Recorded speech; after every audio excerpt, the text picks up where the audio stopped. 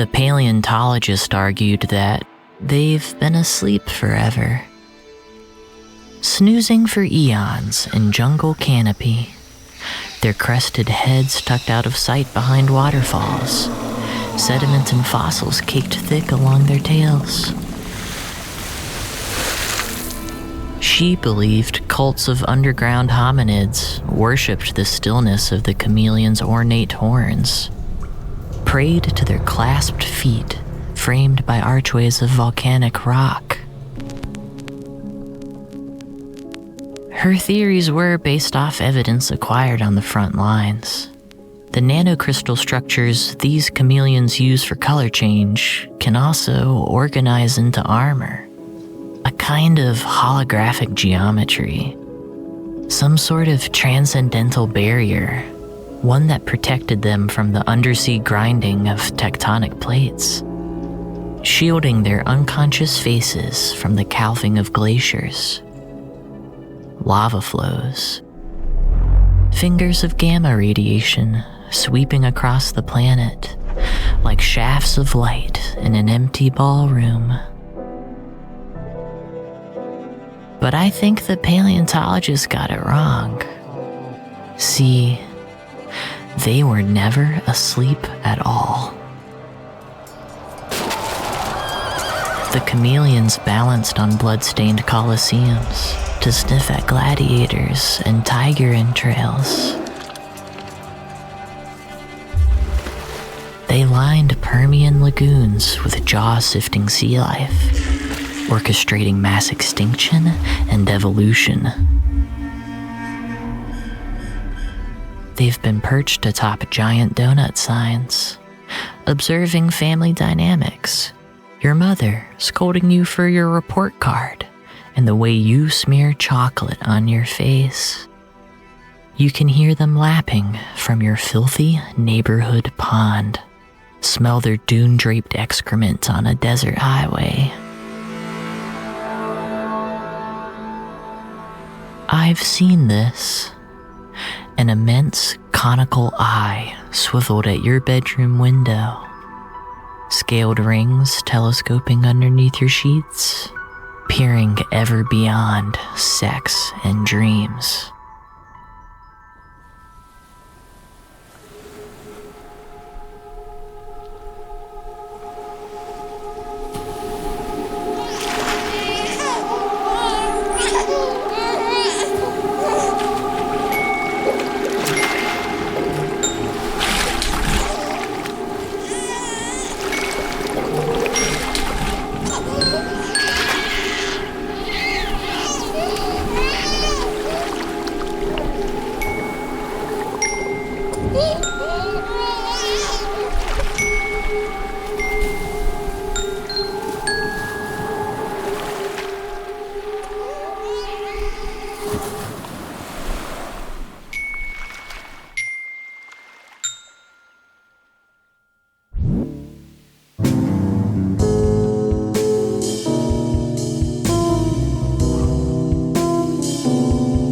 The Great Chameleon War, a surreal audio drama, rated M for mature.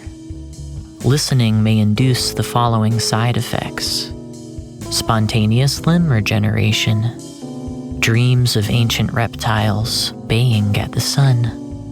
Also, the sudden urge to run naked into the desert until your body becomes sand. This is episode 1, The Whaler, Side A.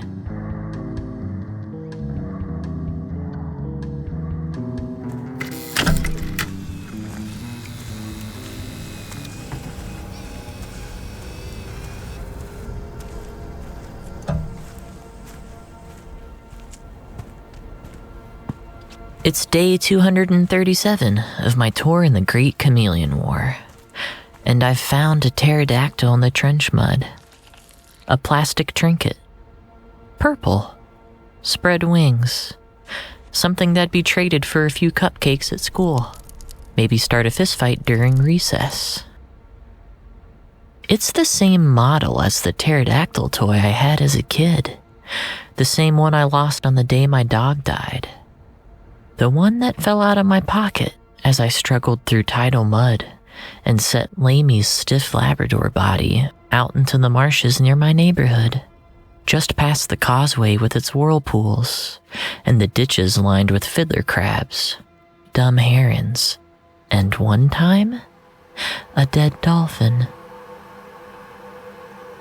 Strangely enough, the shirt underneath my fatigue jacket features a pterodactyl cawing through a blue sky. In its talons, a ninja turtle, Leonardo specifically, flailing with his twin swords in midair. To cope inside the nesting zone, it's necessary to craft your own fictions. Egocentric tales with you at the center of the whole fucking war that let you stumble headlong into delusion and never look back. Staying sane isn't an option here. So, I take the pterodactyl as a sign. Good luck, bad luck, I don't really care. I tuck the dinosaur snug into the exterior webbing of my helmet. The toy looks cool there. It'll make newcomers to the nesting zone pause upon seeing me, even for just a moment. They will wonder about the avian reptile, which, if needed, will give me enough time to kill them. Kill them with my sword, of course, to make Leonardo proud. See, there was something about Leo that set him apart from the other Ninja Turtles. A certain aura about his choice of weapon. Nunchaku and pronged daggers and bow staffs can all kill you. Sure. But a sword? A sword speaks of something deeper as a weapon, as an idea. It embodies the characteristic that would make Leonardo stop at a country road, where a smaller, less intelligent box turtle struggled to cross. Only Leonardo wouldn't place his cousin safely in the grass past the guardrails. No. He'd place that turtle gentle in his mouth, and with those broad, flat teeth of his, crunch clean through its carapace to savor the warmth within.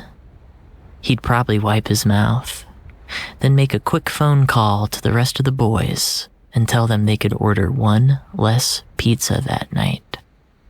This is what wielding a sword says about you. Well, if not you, it's what wielding a sword says about me. I find it unsurprising, the number of soldiers still in the nesting zone. Military masterminds on the outside are still pumping in batches of fresh recruits, even though they have no idea how many soldiers are alive or dead, or what's actually happening on the inside. Because no one's ever come back from the front lines. Not before I went in, and probably not after. Your first tour is your last, and you expect that going in. Entering the battle zone is to enter the absolute unknown. Orbiting surveillance satellites explode if they gaze upon the nest. Planes, helicopters, and drones never return. Still, that doesn't stop people from lining up at the enlistment centers. Pop psychologists came up with all sorts of reasons why people wanted to join the war. Failing economy, declining birth rates, the allure of a final social media post that would forever bring one glory and honor throughout all subsequent ages of the internet, gilding one as a legend. But I think the soldiers come for a different reason. To chase that certain hum you feel when you begin to realize you're dreaming.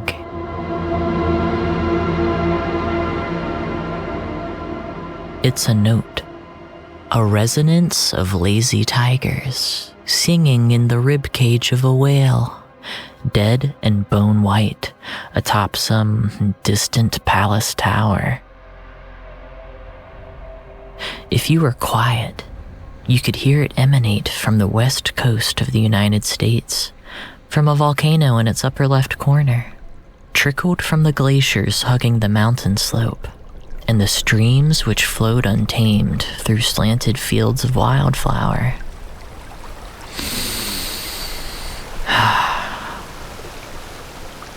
Summer at its finest. The nesting zone is surrounded by a 500-foot-tall hedge jungle. It regrows at visible speeds when damaged, not allowing for a single entry point to be established. Mist forms a haze above the canopy, the treetops often erupting with prehistoric palls of steam. Pillars of white cumulonimbus that raise sky-buckled. Exhaust venting from the vast and organic machine of extinction crawled long and aching out from the well of time's tombless rage.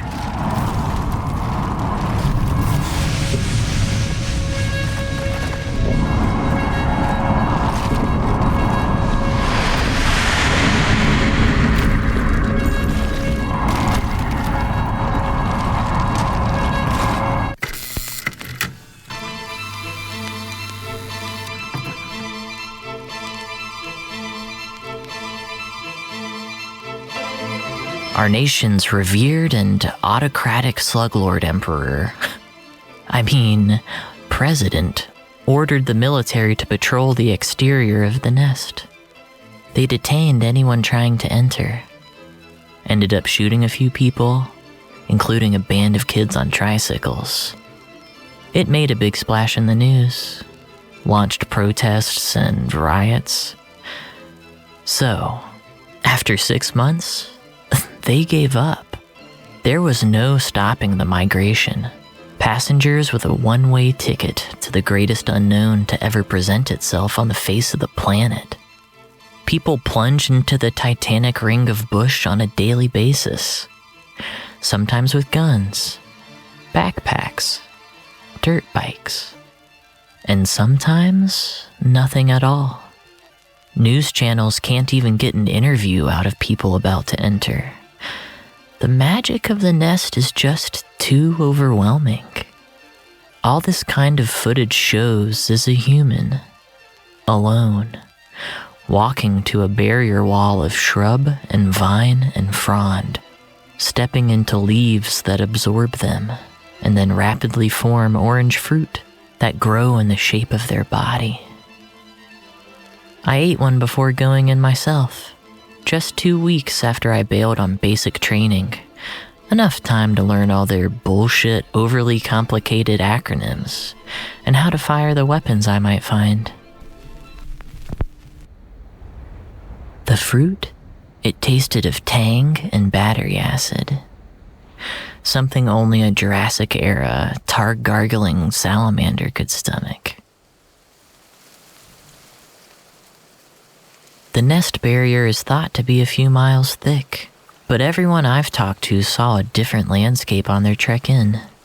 Terrains that seem to hark back to some crucial moment in their lives. For me, it was a wide marsh channel, reeds yellow and dry in a coastal October, clacking expectant in high wind and under a gray sky. In the distance, a body, slowly drifting out in the whirls and switchbacks of tidal maze, beckoning me further and further in. It was like being in a museum curated by Mother Nature, just for me, her whispering in my ear. My sweet, sweet child, I have seen the place you go beyond your death. That circle which all known stars have turned their backs upon. I have seen the shape of your hands there, wild, screaming inward, past throngs of horror and miscreation toward the bulged lip at its center. that speckled balloon filled by your lust for forgotten treasures, and caving the sealed gate in God's heart, where a golden wolf guards the corpse of what was stolen from you.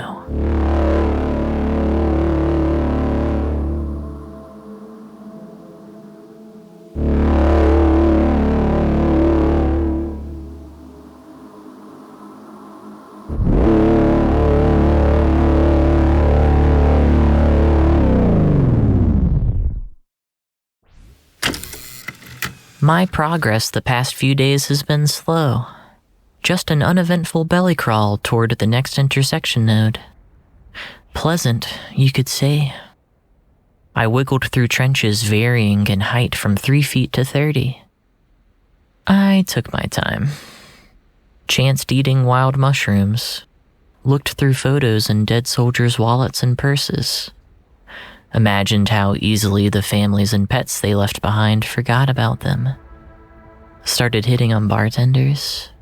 Took shits on freshly cut lawns and sniffed at the stars. Every few days, a battle fight breaks out. Automatic weapon fire popping against the extra-dimensional moans of megafauna. But you can't look. Because looking gets you interested, captivated, unable to tear your gaze from the splendor of a nightmare heaved and writhing in broad daylight. Come on, tell me, how close can you stare at the tip of a knife? How many milliliters of sun plasma can the insides of your eyes hold without sloshing?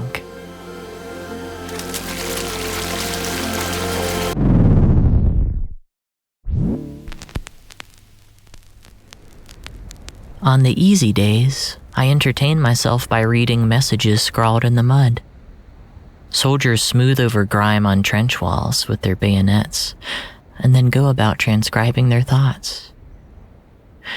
At first, these notes said things like, "Go left, don't go right," or "Get good," like the war was some sort of video game. Often there were poems, descriptions of recently receded landscapes, incomprehensible babble about the end of some parade. I saw that one a lot, actually. A lot of talk about parades.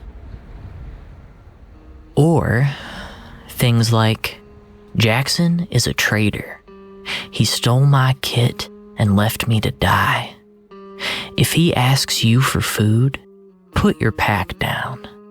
Make him look inside it so you can stab him in the neck and gouge out his peepers. Then do me a real good favor, friend, and take a leak right in his face. For old Bucktooth Bill, rider of wild motorcycles, wilder men, and the one laid beside you as the dead, broken-legged motherfucker huddled in the fetal position."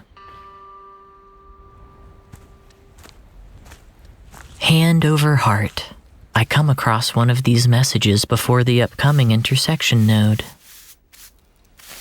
It reads, "The Whaler lies ahead, alive and well." Shit. No way. This is a surprise indeed.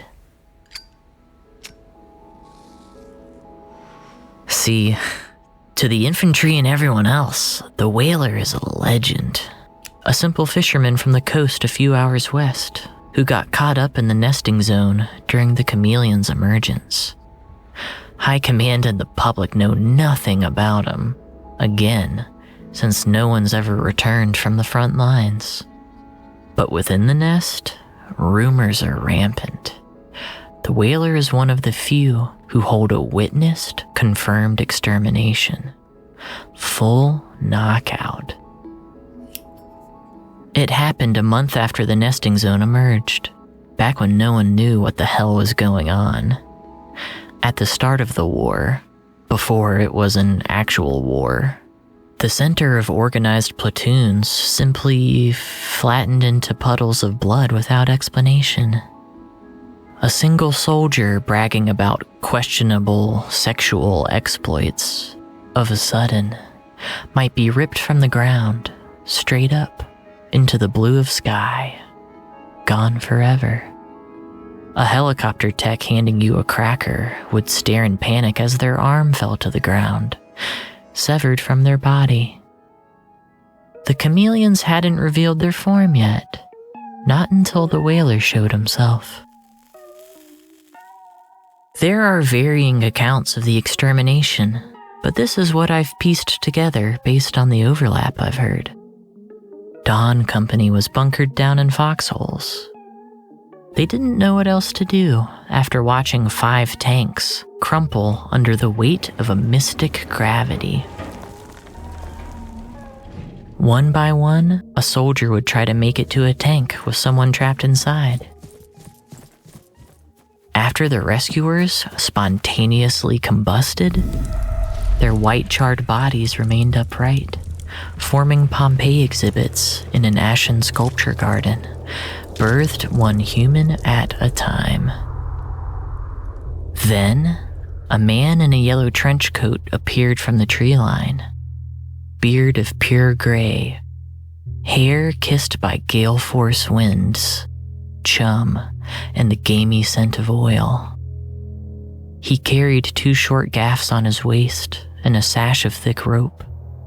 Narrow, rusted, and barnacled, his harpoon towered, a pink flag tied just below the toggled barb.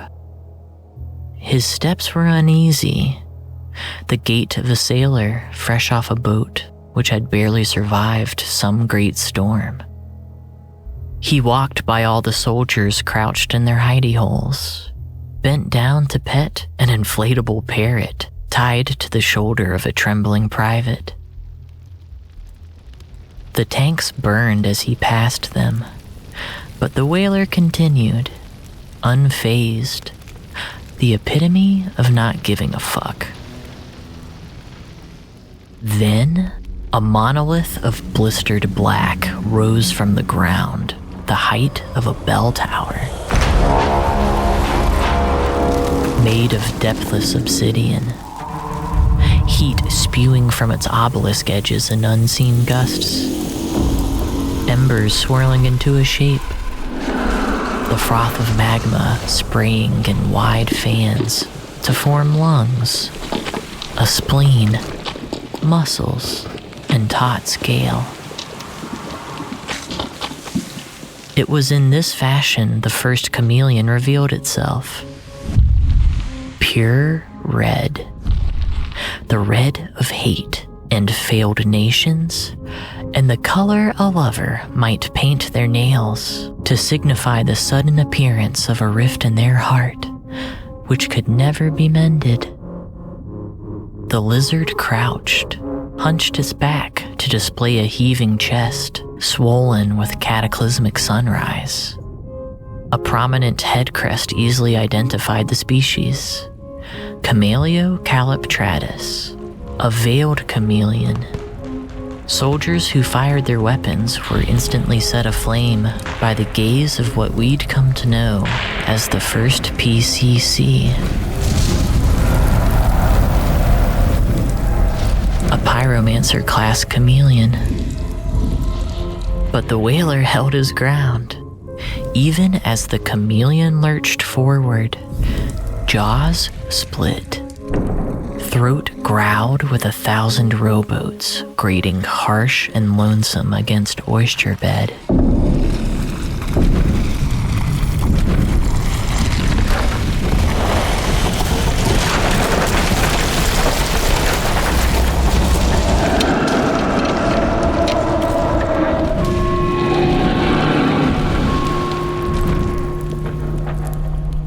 The whaler dipped his harpoon tip into a glass jar filled with an unknown black substance. Then, with a throw to rival the trajectory of the most hollowed Olympic javelin, the whaler launched his harpoon, rope trailing, tip pointed and true. The weapon struck clean in the chameleon's protruding head cask. And the chameleon? It stilled, listed to its side, scale color on its flanks flushing from red to blue. The blue of waves and open ocean, a gradient which only appears at the intersection of sky and flat sea, where the horizon peels away and air and water become a passageway just wide enough for one to pass through. Puddles formed as the reptile evaporated, tail first into the air, into a perfect circle of surged waterfall.